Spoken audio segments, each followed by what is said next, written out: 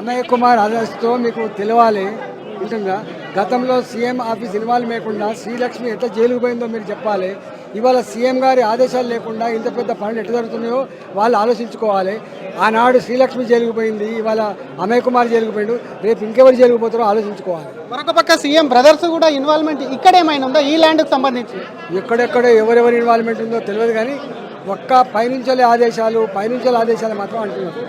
మరో ఇంకోటి డిఓపిటీకి వెళ్తామని అన్నారు. ఎవరెవరు అధికారుల చిట్టా మీ దగ్గర ఉంది? ఎవరి మీద కంప్లైంట్ ఇచ్చేటువంటి అవకాశం? అనేకం ఉన్నాయి. పిల్లి కళ్ళు మూసుకొని పాలు తాగుతున్నట్టు నటిస్తుంది, కానీ జనం కోట్ల కళ్ళు ఉంటుంది. జనం కళ్ళు ఎవడు కప్పలేడు. ఇవన్నీ కూడా రికార్డ్ అయి ఉంటాయి. సందర్భం వచ్చినప్పుడు దానికి ప్రయత్నం అనుభవిస్తారు. స్టేట్ మొత్తం తీసుకుంటారా? ల్యాండ్ గ్రాబింగ్ కు సంబంధించి కేవలం హైదరాబాద్ ఈటెల రాజేందర్ ఎంపీ పరిధి వరకే ఉంటుంది. భారతీయ జనతా పార్టీగా ఎక్కడ పేదలకు అన్యాయం జరిగినా అక్కడ తీసుకుంటారు.